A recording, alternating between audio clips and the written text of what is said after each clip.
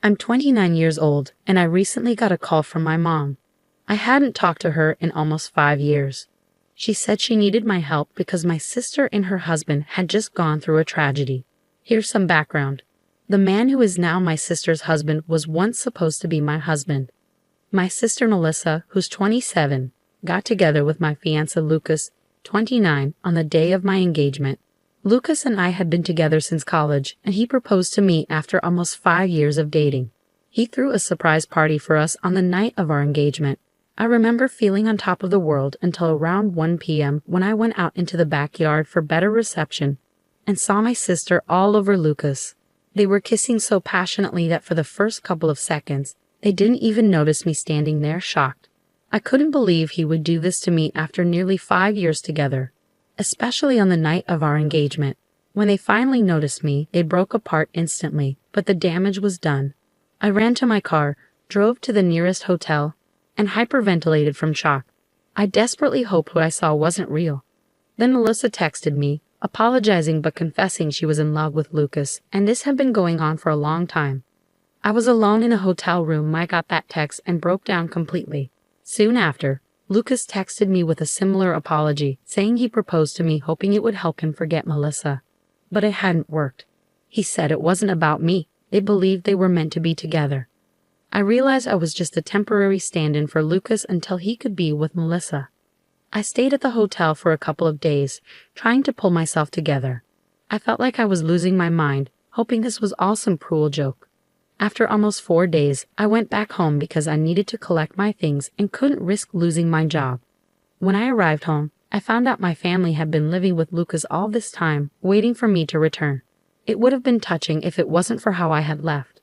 Everyone had been trying to reach me with texts while I was gone, but I hadn't responded to any of them. So when I finally returned, there was chaos. Everyone hugged me and told me how relieved they were to see me. Even Melissa came up to me, tears in her eyes, and hugged me tightly. I was too numb to react and stood there silently while everyone surrounded me. Finally, after everyone had settled down, I cleared my throat and explained that I had returned only to pack my things and leave for good. Lucas had been silent until then, but when I mentioned moving out, he spoke up, saying he had already packed and planned to move in with Melissa now that everything was out in the open. To my surprise, my family, my parents, my aunt, and my dad's youngest sister were all smiling broadly despite the situation. Even though I couldn't see any reason to smile, they seemed happy. Melissa stood beside Lucas in an awkward hug, looking at me sadly but with a smile on her face. I couldn't bear it any longer. I asked my family why they were smiling. From my perspective, Melissa had just broken up my engagement and taken my boyfriend of nearly 5 years. There was nothing funny or sweet about what had happened. At that moment, my mother decided to speak up. She said they couldn't change the past but could accept the future, which now included Melissa and Lucas together. Even though their relationship started with betrayal, they felt sorry about it but believed it was for the best. Melissa apologized for taking Lucas from me and expressed regret that I found out this way. She explained they were deeply in love and wanted to be together forever. Then, right in front of me, they kissed, and my mother even wiped a tear from her eye. I couldn't hold back. I told them this wasn't a sentimental moment and their actions were disgusting. To my surprise, my family seemed annoyed with me.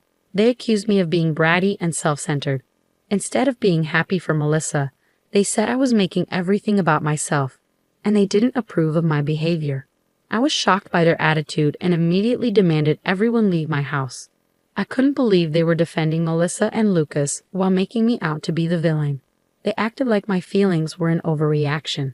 My father intervened, telling me to stop acting like a child and accept that these things happen. He wanted me to celebrate Melissa finding her soulmate instead of feeling jealous. Their behavior seemed insane to me, and I couldn't handle it anymore. So I decided to leave again without speaking to them or listening to their pleas. Even as they called after me, I kept going. I felt like there was nothing left to say because it was clear they cared more about Melissa's happiness than about me or what was right. They were so focused on justifying Melissa's actions that they forgot I was a person with real emotions. After that day, my family tried reaching out to me multiple times, but I chose not to respond because I didn't feel I owed them anything.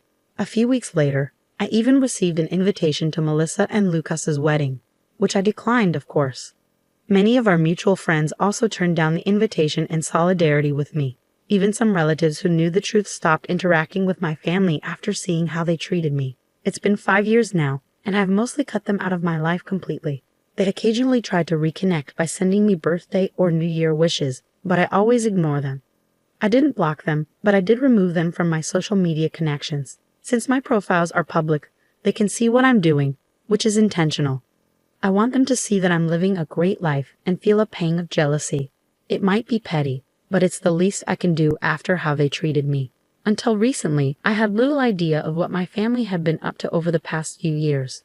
About 4 days ago, my mother called me from an unfamiliar number. When I recognized her voice, I almost hung up immediately, but she pleaded with me desperately for a chance to talk, saying they were in urgent need of help. Out of sheer humanity, I agreed to listen for a few minutes. She explained that Melissa and Lucas had started their own business a couple of years ago, but it was failing miserably. Investors were pulling out because of the lack of profit. They had borrowed more money in hopes of turning things around, but it only added to their debt. Now they were deeply in debt and facing pressure from loan sharks, employees, investors, and other creditors. My mother knew I lived a comfortable lifestyle and turned to me as a last resort, begging me to loan Melissa and Lucas money to pay off their debts. She asked for nearly $75,000.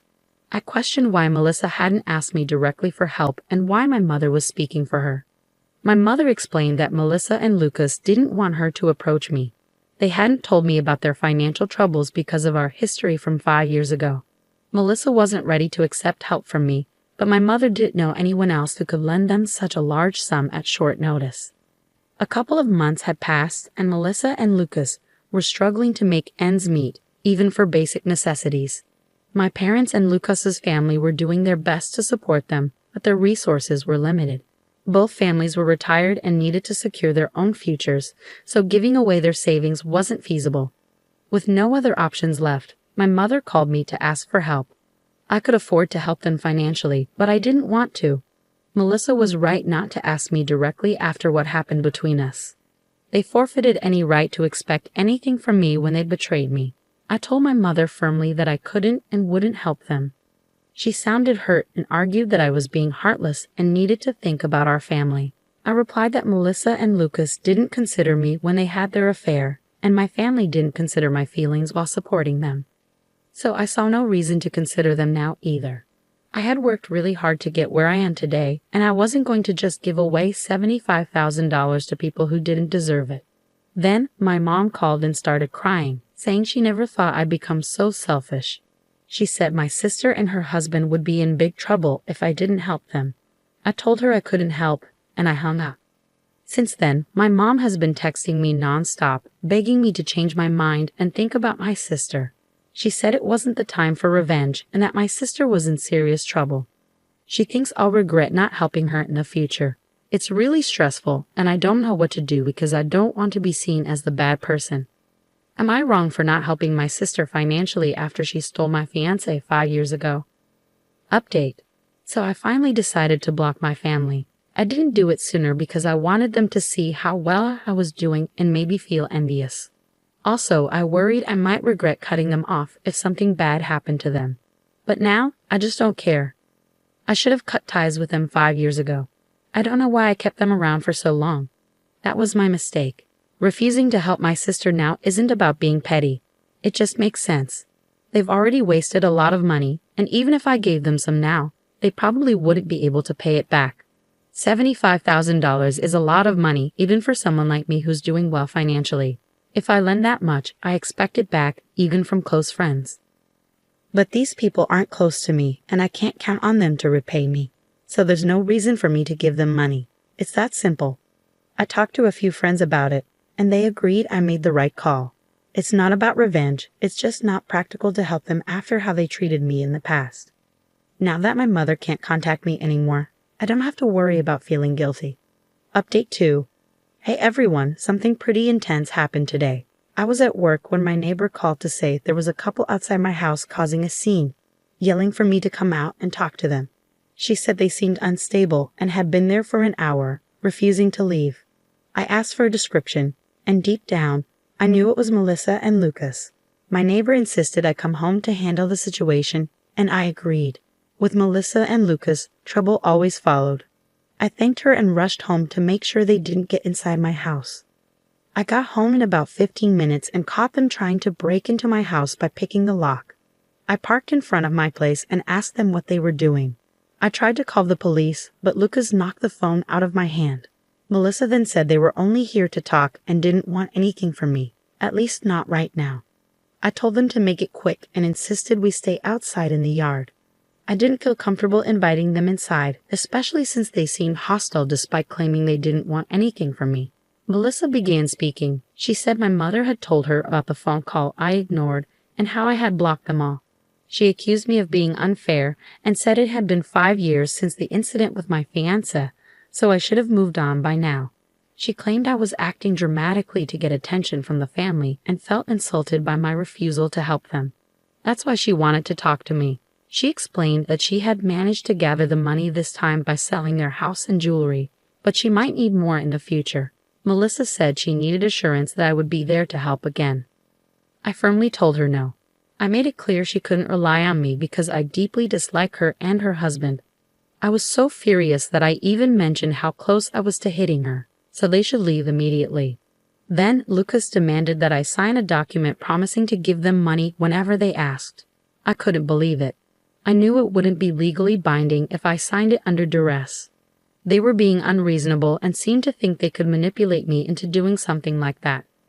I ordered both of them to leave, but Melissa pushed me and insisted that I had to help them because we were family, and I couldn't avoid my responsibilities like this.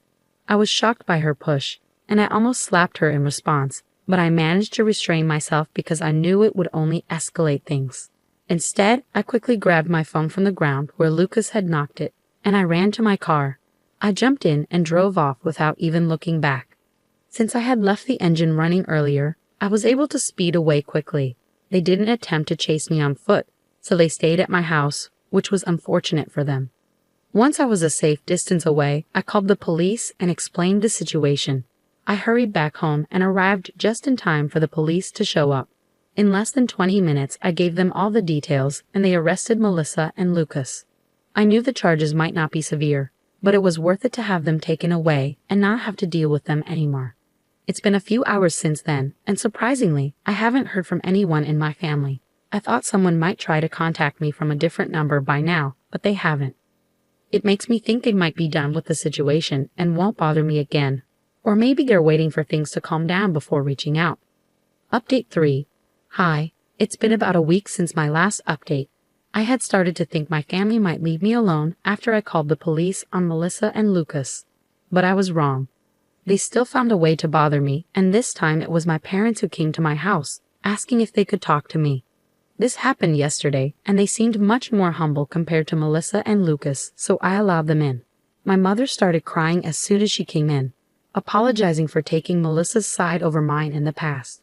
My father said that after hearing about Melissa and Lucas getting arrested for their actions, including pushing me, they couldn't see them the same way anymore. They decided to cut them off. My mother continued crying throughout her visit while my father apologized for siding with Melissa instead of me in the past. I thanked them for finally realizing their mistake, but I explained that it was too late to repair our relationship. I've grown accustomed to living life on my own terms, and I'm not willing to prioritize my family over myself anymore. I appreciated their visit and apology, but I couldn't promise to work on our relationship. They tried to argue that we could fix things if we tried, but the truth was I no longer wanted to try. I just wanted to focus on myself. They seemed disappointed but eventually left, asking if I could at least unblock them so we could stay in touch. I've unblocked my parents now, which feels strange, but that's where things stand.